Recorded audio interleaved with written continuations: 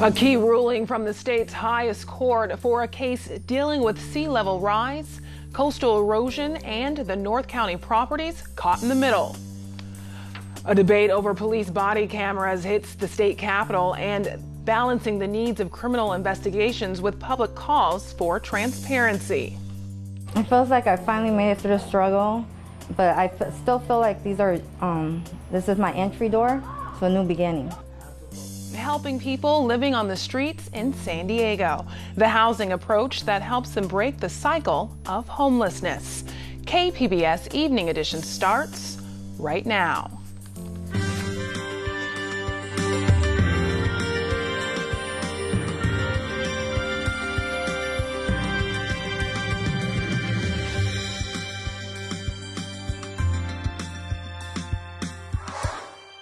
Good evening and thanks for joining us. I'm Ebony Monet. San Diego Unified representatives and the College Board met this morning to plan for some 800 retakes of AP exams at Scripps Ranch High School. Outside the meeting, students and parents protested the College Board's decision to invalidate the test because students were seated too close together. The school board vice president is also speaking out against the decision. Tonight, he and his colleagues are considering whether to sue the College Board to have the scores released.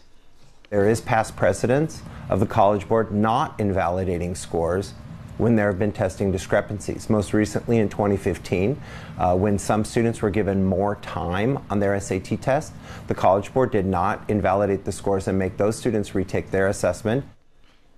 A printing error caused that incident. The College Board opted not to score the section in question, saying the other sections were enough to grade the students. As things stand now, retakes are planned for later this month and next month.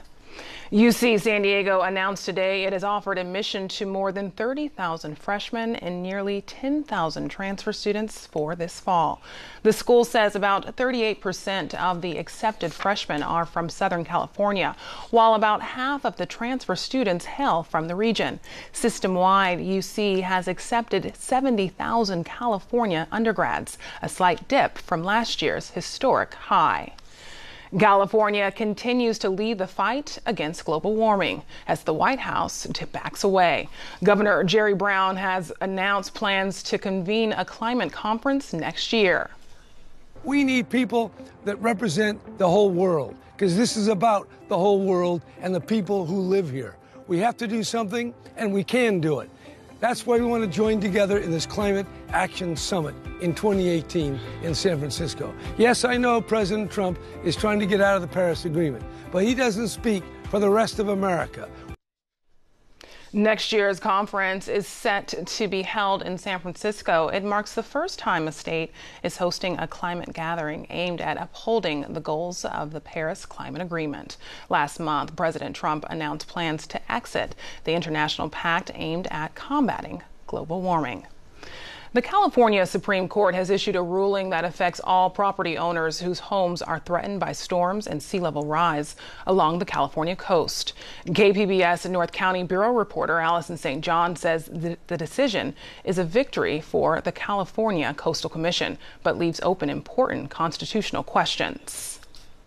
The decision means that Encinitas resident Tom Frick cannot dispute a 20-year time limit on his seawall permit. It's a condition imposed on him by the California Coastal Commission. The Supreme Court ruled that Frick forfeited his right to dispute the condition because he went ahead and rebuilt his seawall anyway, before resolving his dispute over the time limit.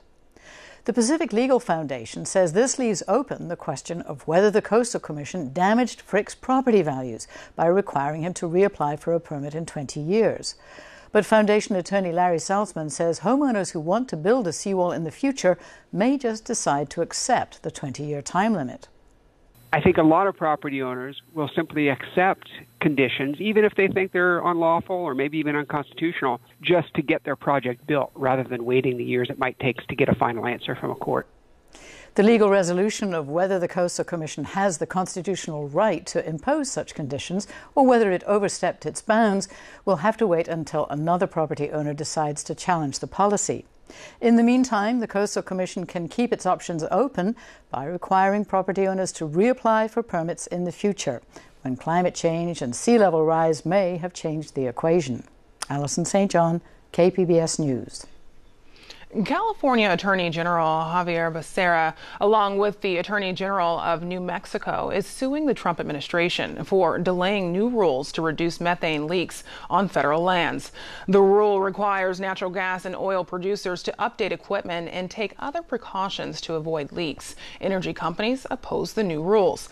This is the latest in a string of lawsuits filed by the California Attorney General in opposition to the Trump administration policies on various issues. A public defender has tossed her hat into the race for San Diego County District Attorney. Genevieve Jones-Wright says she wants to tackle crime from all angles and bring justice to victims. We need more trauma-informed prosecution in our criminal justice system. And to give you one example where I can see where improvement is needed, if a victim comes into court and the desire of that victim does not match the desire of the deputy who is charged with prosecuting the case on behalf of that victim, then that victim's will be ignored for whatever reasons. And this is something that should be taken into account. What does the victim want to see happen here?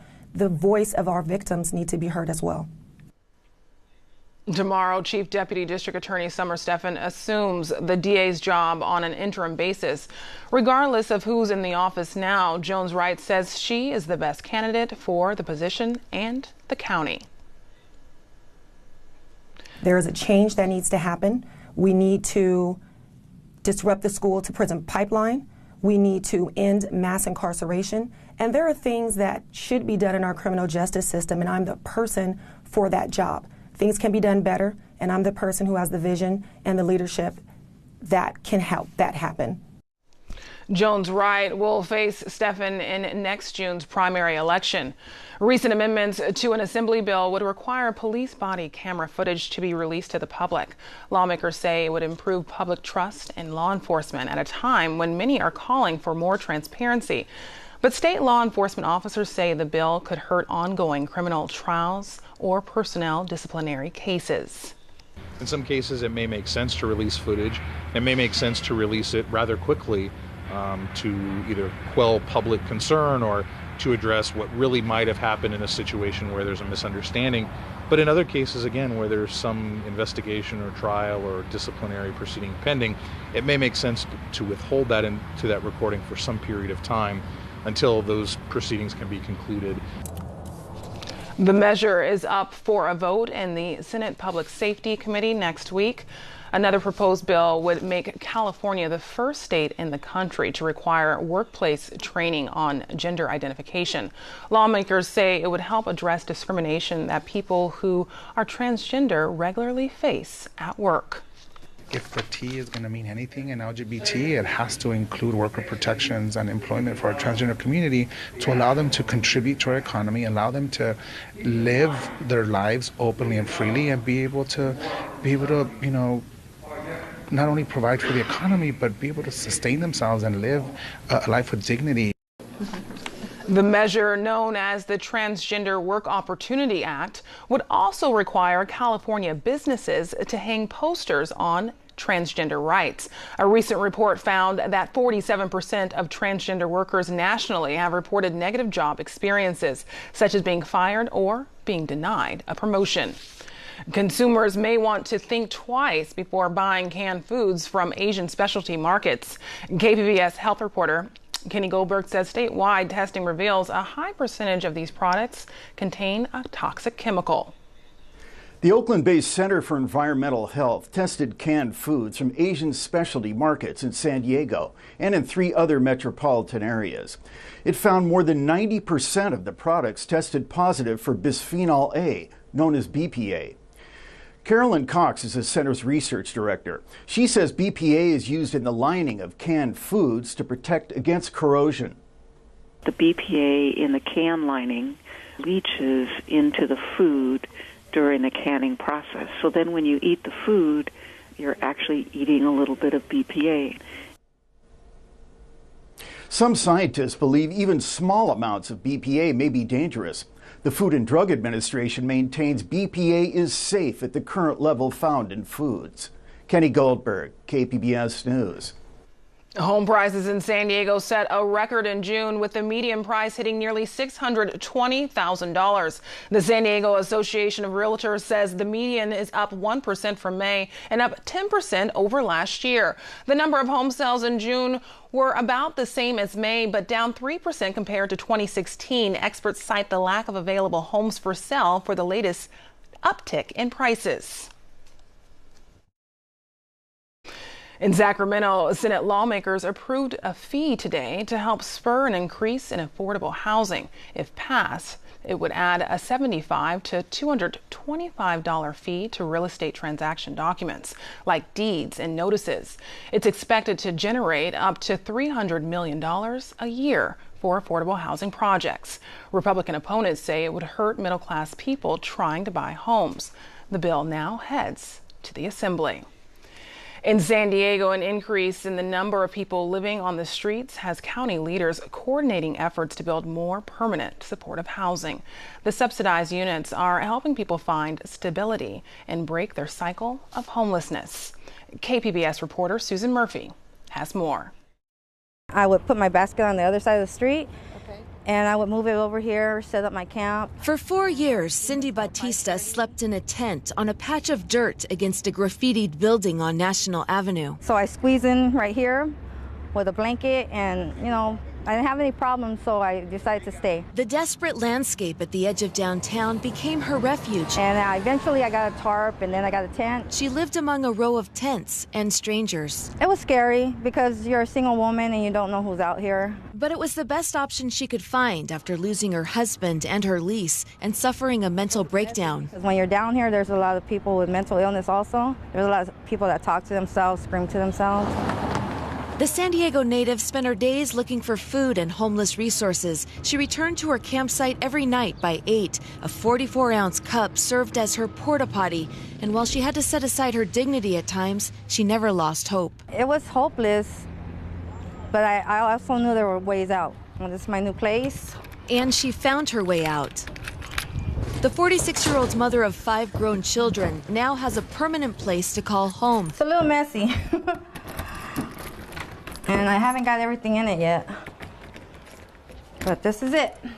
She moved into the single room on 31st Street near downtown. Here's a mess. Just days ago. Yeah. It feels like I finally made it through the struggle, but I still feel like this is my entry door to a new beginning. Her 4 white walls with built-in shelves display her few belongings. Here I think I'll be able to make it. Windows open to a quiet street. Her unpacked bags are scattered on her mostly bare carpet floor. Soon she'll have a bed to go with her second-hand chair and end table. It feels like it's not like a dream, like it's not really happening. She shares the 2-story complex with 11 others, also formerly homeless. This is the restroom. There's 5 of us up here, and we all share this restroom. She says her set of keys, clutched in her hand, will give her new opportunities. I would like to go back to school, to City College, and make a career for myself. San Diego has plans to permanently house thousands of people living on the streets and provide counseling and services to help them rebuild their lives. It's an initiative that's been successful for places like Salt Lake City, Utah, and Dallas, Texas. The approach could change the landscape of downtown, where people lying listlessly on sidewalks consumed by encampments has become a new norm. Over the past 2 or 3 years, despite our best efforts and despite the success on the part of the Housing Commission, working with the city and the county to get people off the streets, the problems continue to grow. Rick Gentry is president and CEO of the San Diego Housing Commission, one of the organizations working to tackle the homeless crisis with an $80 million permanent housing plan. He's confident it will help the region turn a corner. We believe will result in 3,000 to 5,000 more people coming off the streets. Not everyone agrees with the idea. Some worry housing units for homeless people will be built in their neighborhoods, or that people who dug themselves into homelessness should take responsibility for their own problems, not the government.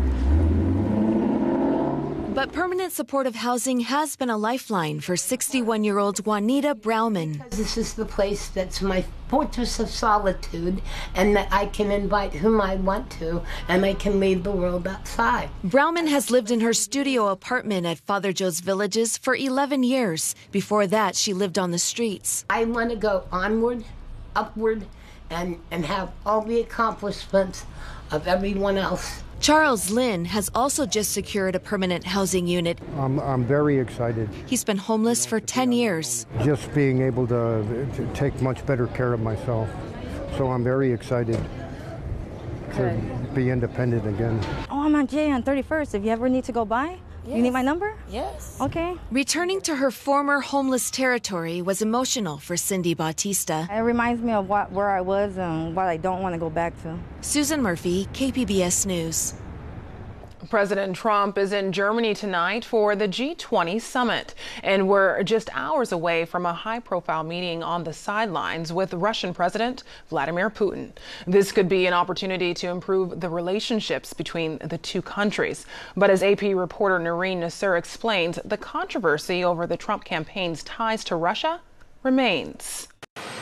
Donald Trump makes his second trip to Europe as president. But it's his upcoming meeting with Russian President Vladimir Putin that could overshadow the international G20 summit. The two will meet face-to-face for the first time on Friday on the sidelines of the summit in Hamburg, Germany. The Russians have been vocal about their enthusiasm, but the meeting comes amid heightened tensions over Russian meddling in the 2016 presidential campaign and an ongoing FBI investigation into whether Trump's associates colluded with Russia. Do you have any doubt that Russian interference is driven by Putin himself? No doubt. Putin, for his part, has denied the country engaged in hacking or election interference. They're being asked about. Lawmakers and even some within Trump's own administration are wary of how the interactions between the two leaders will play out. My guess is that President Putin will walk in that door with a very specific agenda in mind, and President Trump needs to be prepared to handle that. While the White House has said there's no specific agenda for the meeting, there are numerous pressing issues, including Syria, Russian force in Ukraine, and nuclear arms control. This is my first visit. On the eve of his meeting with Putin, President Trump addressed Russia with a critical eye. We urge Russia to cease its destabilizing activities in Ukraine and elsewhere, and its support for hostile regimes, including Syria and Iran. I think a lot of people interfere. As for election interference, he agreed that Russia meddled in last year's presidential election, but claimed other countries may have done the same. The United States. Stephen Pfeiffer, who is the former U.S. ambassador to Ukraine, now with the Brookings Institution, says Trump needs to address election meddling head-on. President Trump has to say something to President Putin. He has to say, you know, this can't be repeated, there will be consequences. And I'm not sure President Trump will say that. While Moscow's hopes that the U.S. might lift the sanctions on Russia have withered, for Putin it's an opportunity to ease Russia's tensions with the West, something that seemed more promising before the election. What's wrong with having Russia work with us instead of always fighting? Donald Trump is saying that he wants to shift to a deeper, more solid level of relationship with Russia. And from our point of view, how can we not welcome that?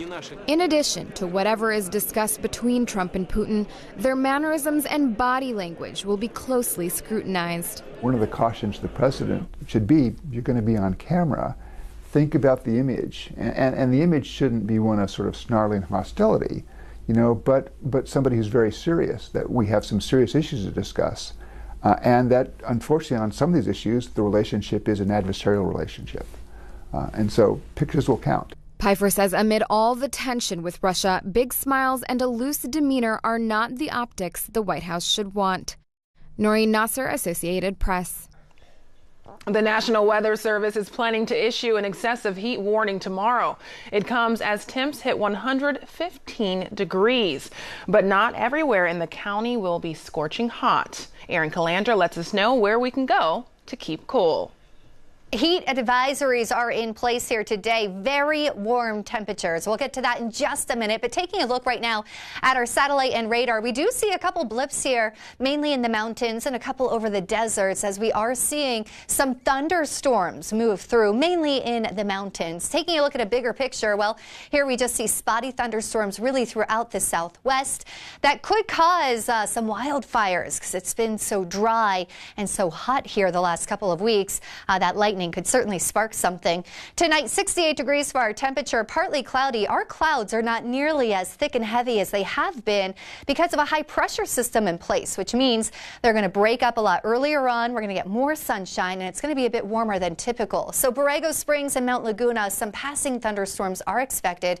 66 degrees tonight in Mount Laguna, Ramona 63, Poway 65, and along the coast here, Oceanside 64, and San Diego 68 degrees with some thin clouds. This high pressure system, well, that is what is keeping everything so hot and dry here. And we're seeing temperatures 10 to 15 degrees above average. We do have an excessive heat warning in place in the San Diego County deserts. In the valleys and mountains, we're seeing a heat advisory. Those are through Saturday. So make sure you are checking on your elderly neighbors and you are drinking plenty of water and getting into the air conditioning. Taking a look at Borrego Springs, we're still in the triple digits, 115 degrees. Some showers through Mount Laguna, 88 degrees, Alpine 95, Ramona 100 degrees. Even in Oceanside and San Diego, we're at 81 degrees tomorrow. Our average here is 76, so that is still warm here along the coast. Taking a look at the 5-day, Saturday, we're 10 degrees above average. Then we drop down to the 70s, plenty of sunshine. Inland, we're going to see some excessive heat Saturday, 97 degrees for the high, and then it starts to drop down just a bit into the 80s. In the mountains, we're in the 80s all week long with plenty of sunshine. A stray storm, though, on Friday. And in the desert, triple digits the whole week long. So make sure you are certainly taking care of yourself and your pets and your elderly neighbors. For KPBS News, I'm Erin Calandra.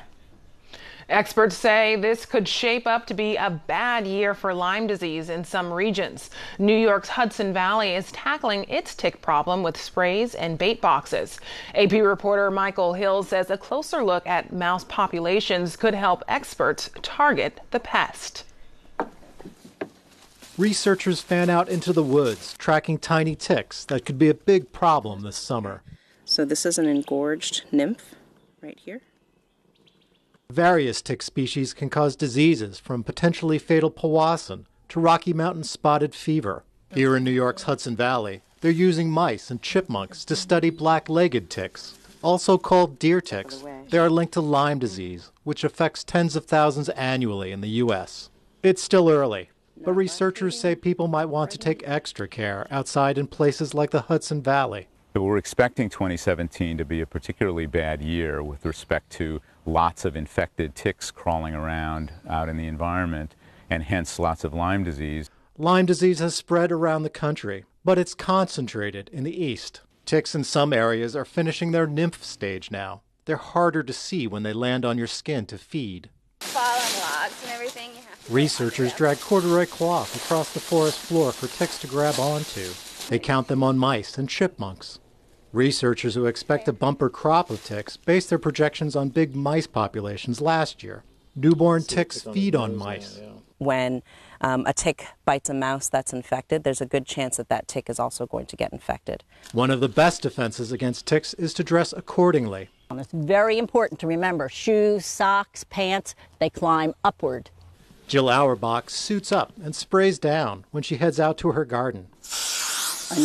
She has already suffered through Lyme disease and takes no chances. I love these tick gators. Keep them in your car. If you get to a place where, it's apt to be ticky, you went to a friend's house, stick them on. I know it doesn't look good, but it's a lot better than getting sick, honestly. But getting rid of ticks is a lot harder.